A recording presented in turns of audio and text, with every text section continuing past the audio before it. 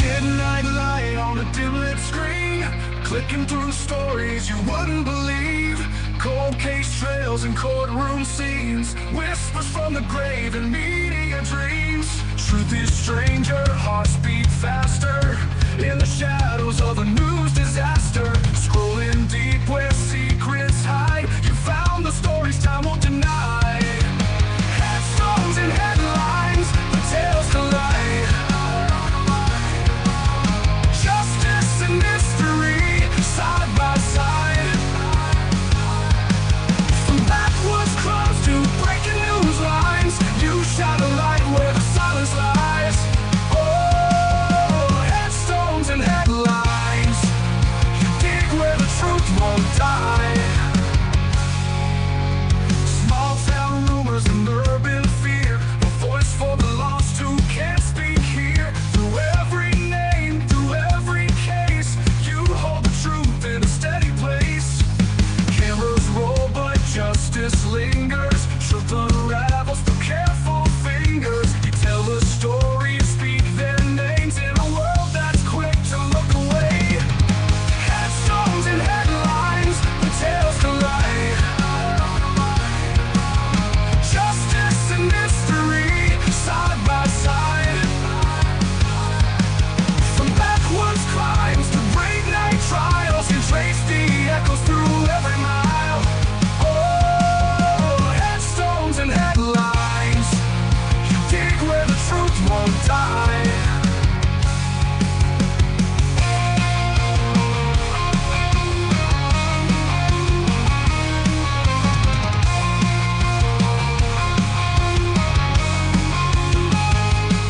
Some run from the dark, you walk right in with a question and a camera lens. It's not just a crime, it's the lives they led.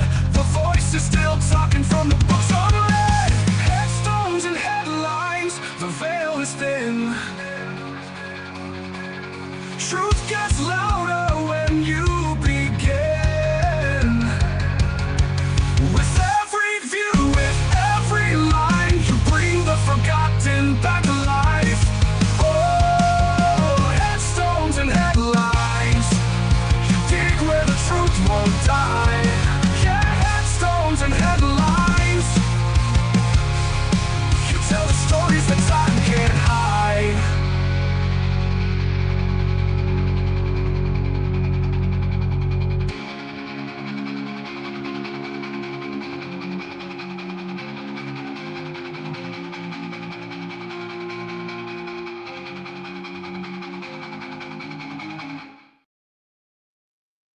Hey everyone, today is Tuesday. Happy Tuesday. I hope everyone is having a good day. I just wanted to come live quickly because there was a press conference held by the Manatee County Sheriff's Office in regards to Giovanni Pelletier, who, for those of you who may not know, Giovanni was an 18-year-old man who was going to visit family he had never met before. And for some reason, he ended up in a retention pond off of Interstate 75 in Bradenton, Florida. So I have not watched this yet. I did click through just to make sure the audio and the image was not like it was yesterday, because that was atrocious. So we're going to get started. And I also have, once the press conference is done, I do have a quick clip that I want to share with you about Emmanuel Haro's dad. The dad's lawyer spoke out to reporters. So we're going to just take a quick look at that. And then I will be back at 4:45. I moved my live from 4:30 to 4:45 so I can have some more time to get ready for that live, because I did get outside today. It is absolutely gorgeous here in the Northeast, and it was a little chilly this morning. It was only 58 degrees, but it was 70 and sunny, And I just hope everyone was able to get out if it's nice where you're at. So thanks for being here. I did see Amber, Evil Queen. Thanks for being here. And Gina, anyone else who may be watching in the bushes, thanks for being here. Sorry for the short notice. So if you are watching on the replay, #replay in the comments. Hey, lunatic. Yes, it wasn't planned. I was actually in the car wash when I saw a message come in from Pookie, and it was the surveillance footage from Lowe's of Giovanni sprinting down the embankment where that retention pond was. So as I was looking, when I got home, I saw that there was a press conference. So I just decided to do a quick live before my scheduled live that is now at 4:45. And this case that we're going to talk about today, holy hell, is all I have to say. It is wild, absolutely wild. So let's get started. Here we go. Oh, and I didn't even share the screen. What is happening, Emmy? What is happening?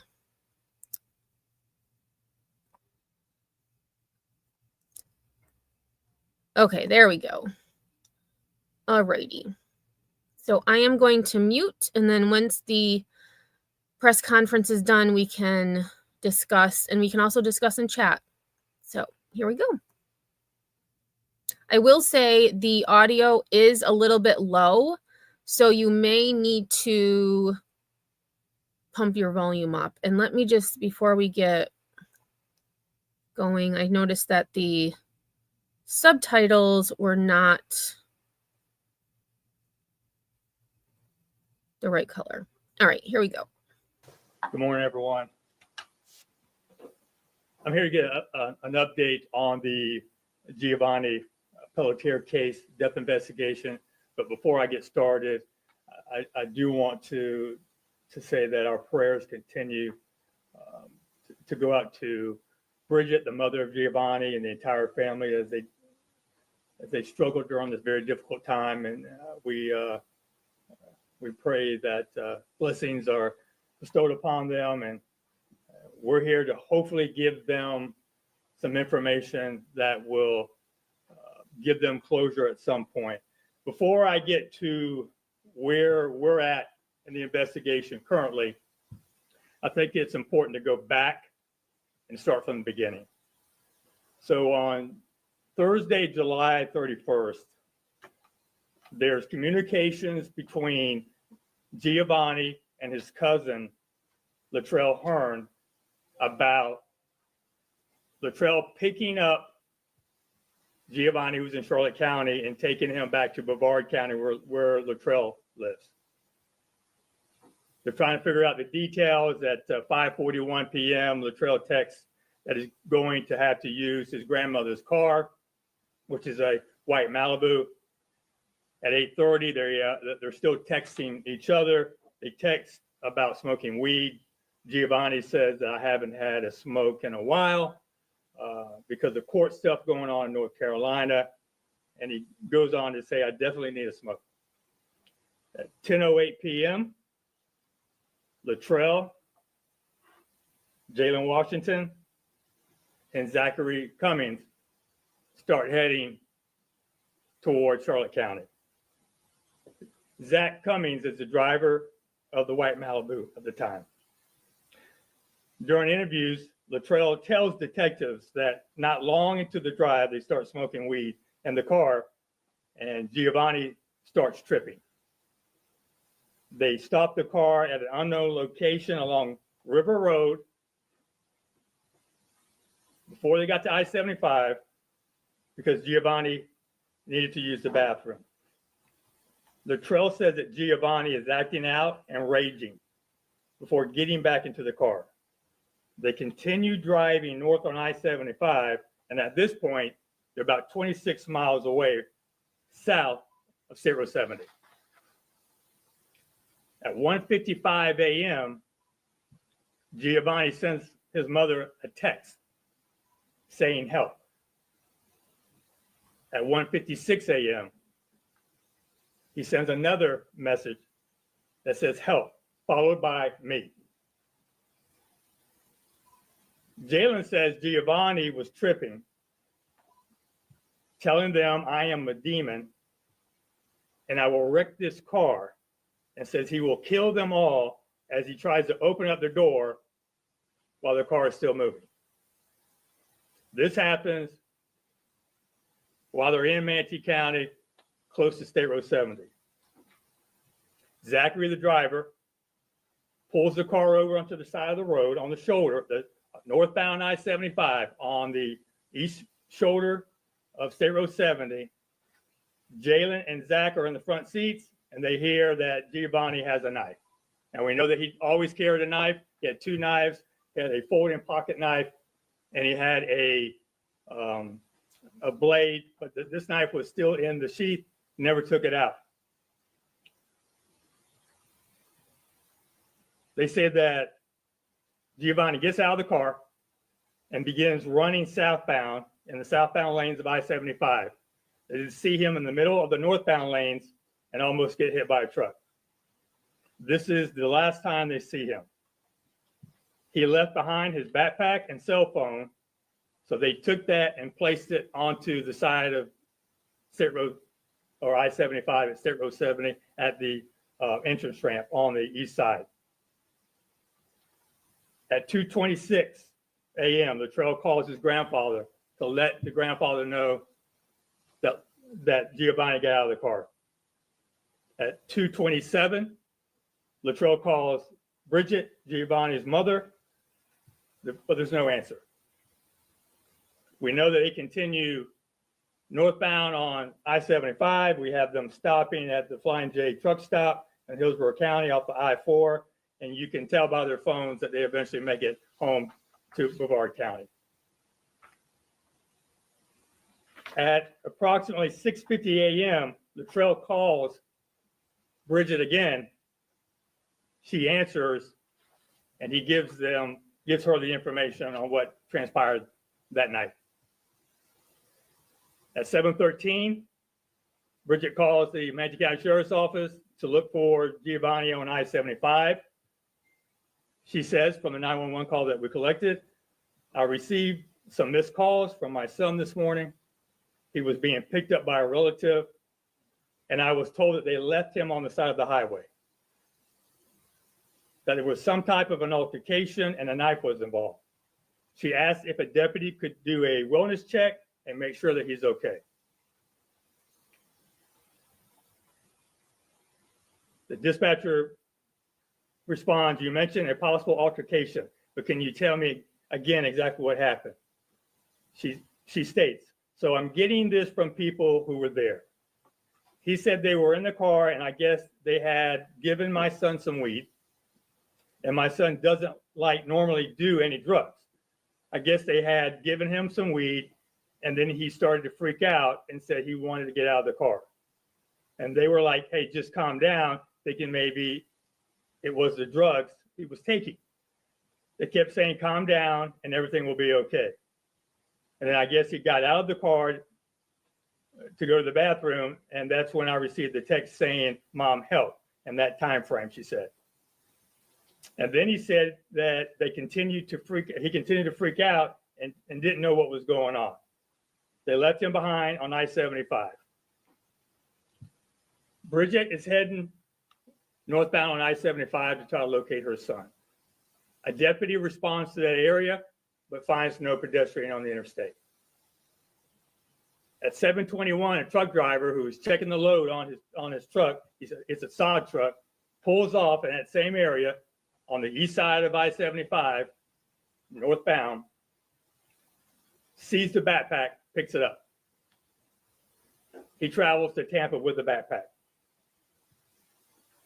Bridget sees that the phone is moving, but does not know that it's a truck driver that actually has the bag and has the phone.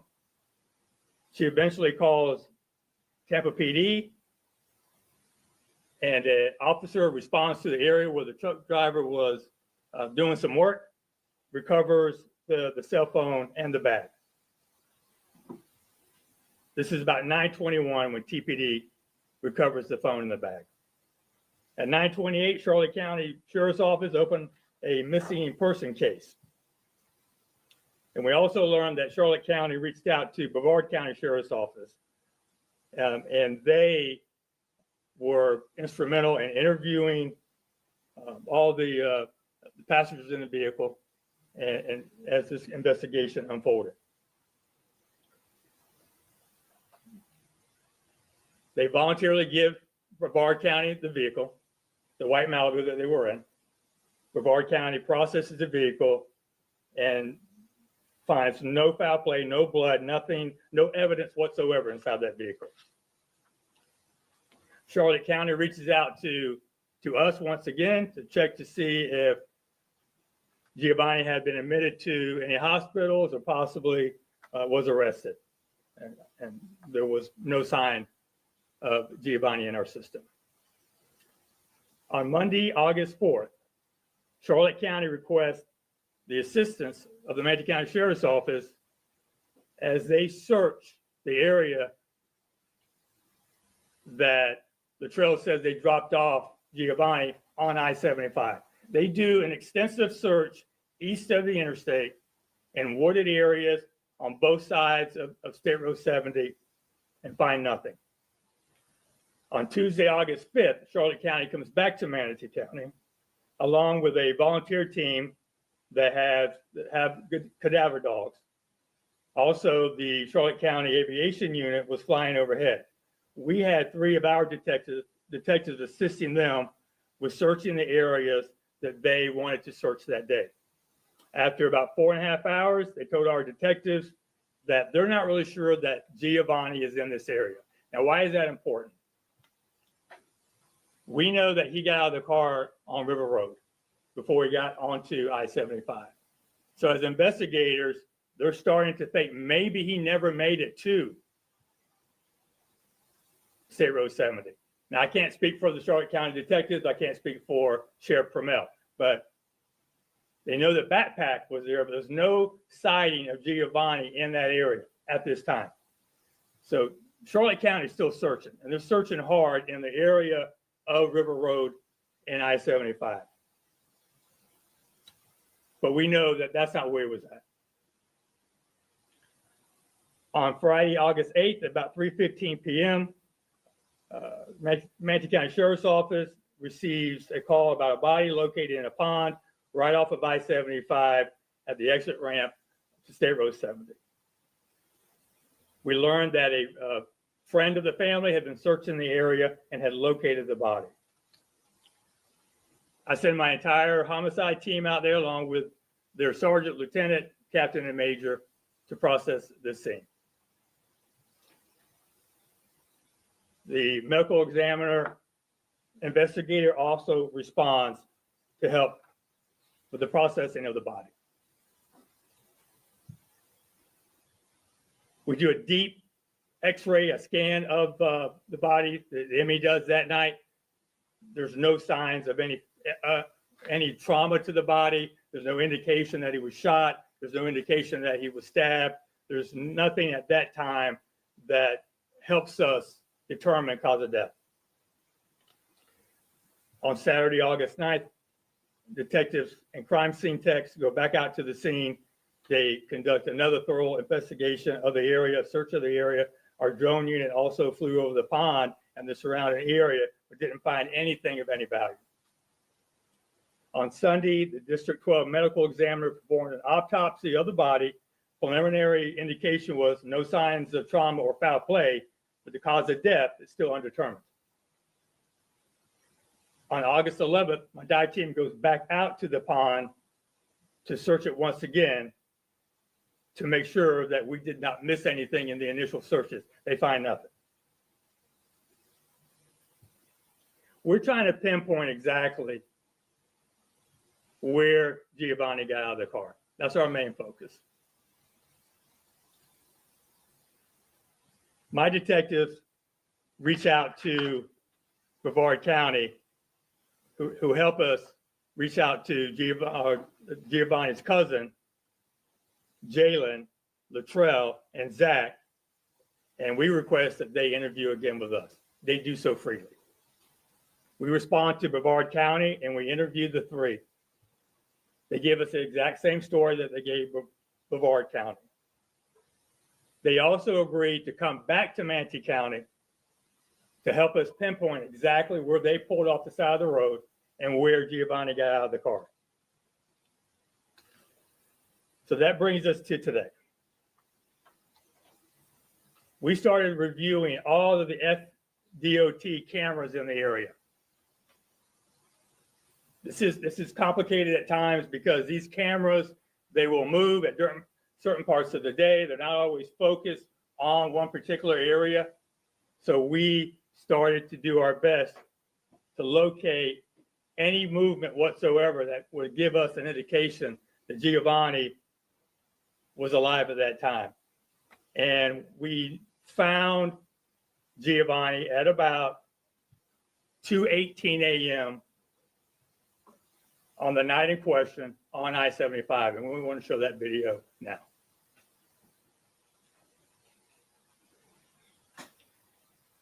It's difficult to see at first, so bear with us.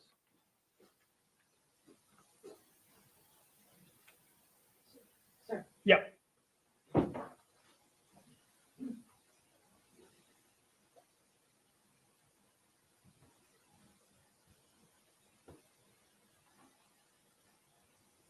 This is the 44th Avenue camera located about 1.2 miles north of State Road 70.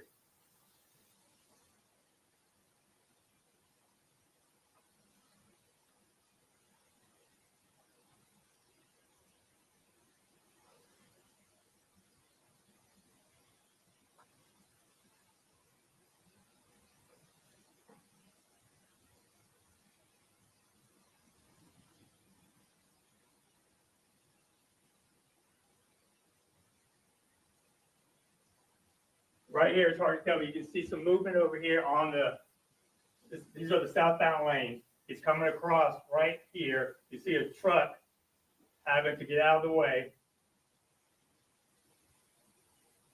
He'll clear up a little bit here in a second. He has on a white shirt. You can see him coming across. Here's the truck trying to avoid hitting him. And you can point him out right here. He's coming eastbound now. He's walking back westbound. And there's a concrete barrier right here. And down here is where the pond is. So then we continue to check cameras. And we get lucky at a Lowe's, which is located on the west side of State Road 70. We have a camera that's pointing at the embankment now that he comes down at 2:19 a.m. Play that, Ben. I want you to stay focused right here.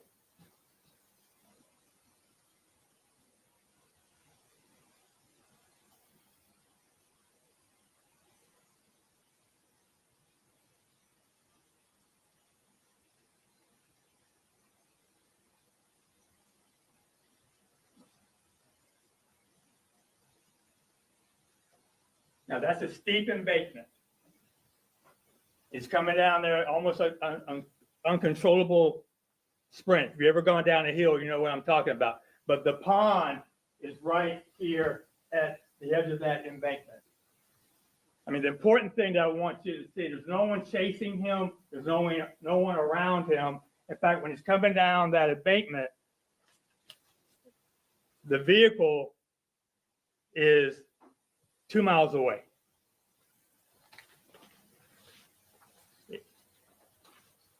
So there's no one in this area with Giovanni. There's no one that's chasing him. He's by himself. And what we don't know is what happened when he hit that pond. I don't know. I'm not going to speculate. The death is undetermined. So we know that we don't have anyone that comes down that embankment after him. They don't look for him. He's there, we believe, until he was located by the family friend on Friday, the 8th.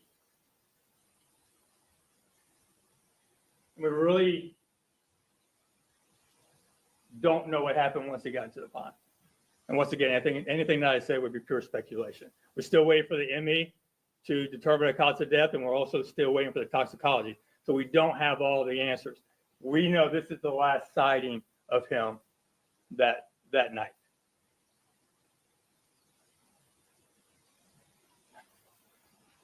Do you have any questions? Anything you want to ask?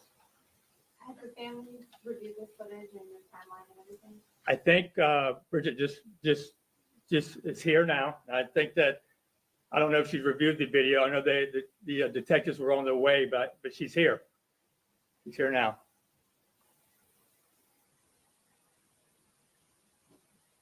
Sheriff Wells, could you remind me again, were all three individuals in the car, are they all cousins of Giovanni? No, I know Latrell is a cousin, and I think that Zach is definitely not, and I think that Jalen's just a good friend. Okay, so Zach and Jalen are good friends. Yeah. Was the driver of the car, was he under the influence? Not that we know of. Okay. We have no indication. Okay. Sheriff, can you talk about, we know that Charlotte County was the lead investigative agency in this. How hard is that when Manatee County was just a stop and we don't know at that point so early on that he's actually? Yeah, I mean, our detectives were working with them, and Charlotte County was keeping us up to date. And, you know, we searched with them on that, on the 4th and the 5th. A lot of time was spent on the east side. And even though the helicopter was flying the entire area, you know, they were really focused on that east side. And it's heavily wooded, it's wet, and they believe that that's where he would have gone. And we have no reason to dispute that. And I think that, you know, they did exactly what we would do. They're searching. They know that River Road is also, because when they're searching in Manatee, they're also searching River Road. So they're parallel. Everybody's searching in both areas, because those are the two areas of concern. Sheriff Wells, you mentioned that there were possibly drugs involved. Were those drugs that were found and tested for anything else? When the vehicle was processed by Bavard, there was still some marijuana residue in there. I don't know if they analyzed that or not. Sheriff, so at this point, is anyone charged with anything? No, Could anyone be charged given that drugs were involved? we don't have any way of proving who smoked what. We don't know who was smoking in their car. So I would say no. I mean, really the focus right now is to see what comes back from toxicology. Is there going to be something that alerts us to another drug that we don't know about?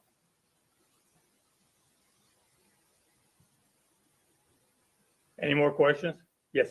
I know you said you didn't want to speculate, but is the thinking maybe it was some kind of different weed, synthetic marijuana, he had a bad reaction, became paranoid, and then accidentally, stumbled down the hill and drowned?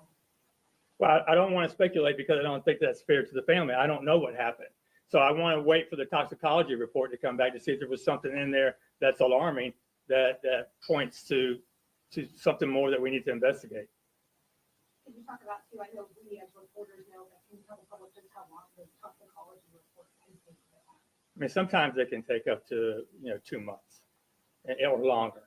I mean, we are asking them to rush it, and we would like to get them back sooner than later. I just don't know how long that's going to take. I know there was some concern that because of the conditions of bodies have been in there for so long, that the toxicology report might not be complete, and they might not be able to get a full picture. Is that still the thinking, or? I know that they were able to get a sample. I don't know how good that sample is going to be, but they did get a sample, and they sent that off to be analyzed.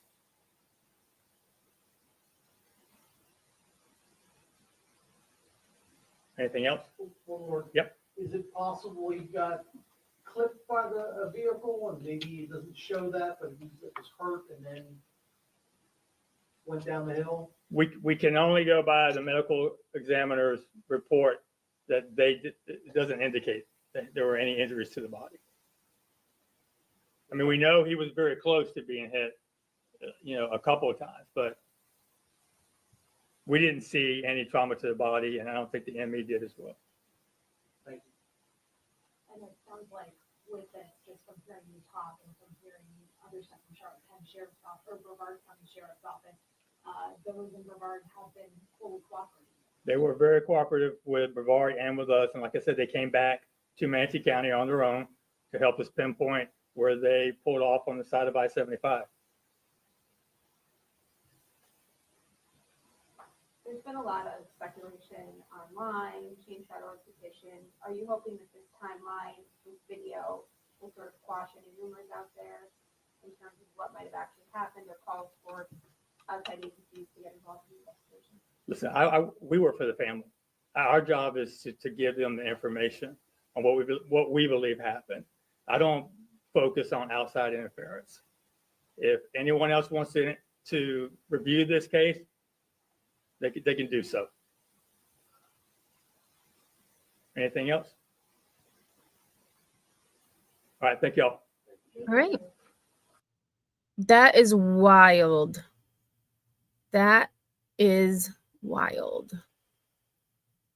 I was not expecting all of that detail, and I wasn't. The one thing that really shocked me is that Giovanni carried 2 knives with him at all times.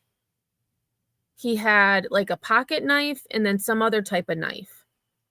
So that I feel like is the most shocking. And then just seeing him in the highway, like on the highway, like just like skirting, almost getting hit by several vehicles, like something was going on. Like,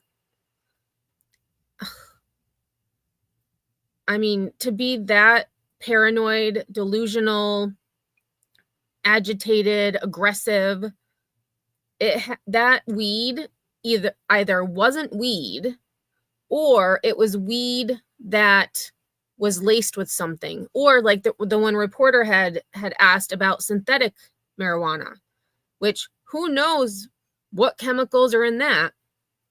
And I did want to share, we're gonna switch over. I'm actually going to also show the video that Pookie had initially sent me.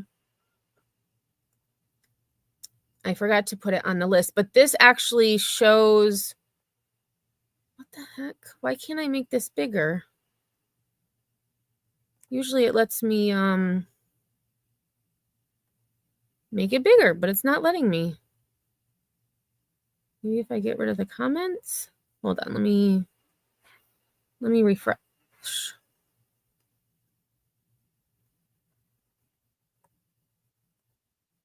There we go. Okay, so now it's working. All right. So this is the video that Pookie had initially sent me, and they actually show drone footage of the retention pond, so you can kind of get a better visual of what it would have looked like. But then again, it was 2:30 in the morning, so they did use technology to make it lighter out, because I'm like, it looks like it's daylight. And so the way that the sheriff said is the retention pond is actually right here, like right at the bottom.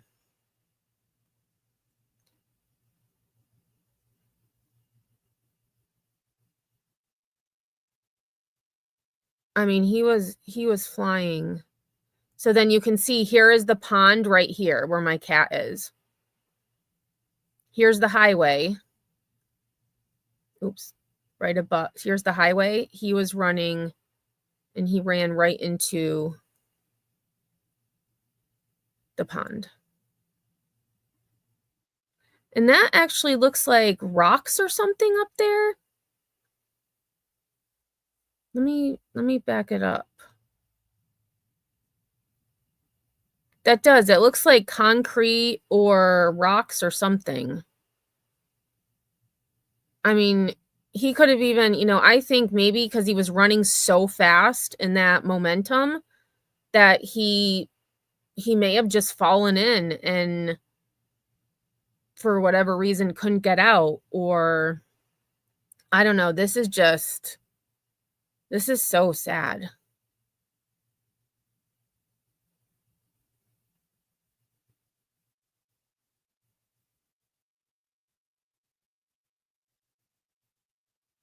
Or, I mean, I don't know how hard, if you fall into those reeds, how hard it would be to get out of them.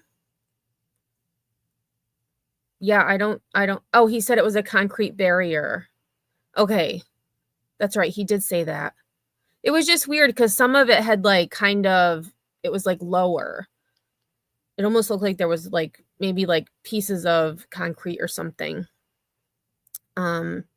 Yeah, it sinks and then will float back, and it's just really, really sad. Really, really sad. So before I let you go, I just wanted to show one last thing. And that is Emmanuel Haro, the 7-month-old who was allegedly kidnapped from a sporting goods store's parking lot while his mom was trying to change his diaper.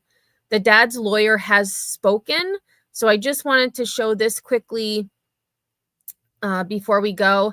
And Luciano Fredolin was also in court today, but I hadn't been able to find any updates. And he is the father who killed his 9-year-old daughter. They were from Canada, and he reported a kidnapping. An Amber Alert was issued. Come to find out, he orchestrated the whole thing. He ended up killing his own daughter because of allegedly because he was in huge debt. And yeah, so, but anyways, let's take a look at this and then we'll go, because I got to get ready for my next. Hearing from the attorney representing the father of Emmanuel Haro, the baby who vanished from Yucaipa. Authorities say the child's parents have stopped cooperating with investigators, and Mario Ramirez is live in San Bernardino with the very latest developments. Mario. Sandra, Roxy, I spoke directly with the father's attorney, Vincent Hughes, this morning, and he tells me that's not the case. The child's parents have been cooperating with investigators. Meanwhile, the San Bernardino County Sheriff's Department says that desperate search continues, and it has not ruled out foul play when it comes to that baby's disappearance. Take a look, pictured here, 7-month-old baby Emmanuel Haro was reported missing by his mother, allegedly kidnapped last week while in her care. This all started Thursday evening when Emmanuel's mother, Rebecca Haro, says she was attacked while changing her son's diaper in the parking lot of a Big Five in Yucaipa. When she woke up, she says her son was gone without a trace. Detectives now say her story doesn't add up, stating publicly over the weekend that there were inconsistencies in her story, and when confronted, they say she ended her interview. Meanwhile, there's been a desperate search for answers, and while sheriff's officials have said the parents have stopped cooperating with law enforcement in the investigation, we're now hearing from the father's attorney, who says that's anything but the case. He says they've turned over their phones, laptops, passwords, and claims the sheriff's department should be doing more. Doesn't seem law enforcement is doing anything to find this child. He's holed up in his house with his family because they are not. Wait, did he just said it doesn't seem like law enforcement is doing anything to find this child? There's not a whole lot for them to go on. So I think they're probably doing the best that they can with the limited information that they have. Not getting the support that they need. They have people trampling on their property. They have death threats being made. All of the reports I'm seeing on social media that Jake and his wife are running, have fled the country, have fled the jurisdiction, they're at their home. They're at their home, holed up, scared for their own safety, grieving for their son. I have personally spent time with Jake and have seen the emotions in his face. He is not in any way running, hiding, or doing anything to exhibit any behaviors of somebody that is trying to be deceptive in this case. And what's interesting is he's the lawyer for the father, not the mother. He's only speaking on behalf of Jake, which I also find very interesting. And we've learned Jake pled guilty to child cruelty charges in a separate 2018 case out of Rivers. Oceantide, they have gotten a search warrant for their home. I did read that yesterday. And actually, I don't have the article, but I did send a screenshot to Pookie and Sinner. So let me just go back to, here we go. So it says, and this is from KTLA. The article is from yesterday. It stated, there have since been new revelations, including possible video of Rebecca with a bruised and black eye as early as August 3rd, a claim that no one saw Emmanuel at the nearby park where the family gathered the day of the alleged kidnapping, and then we know about his dad's felony conviction. We had talked about that.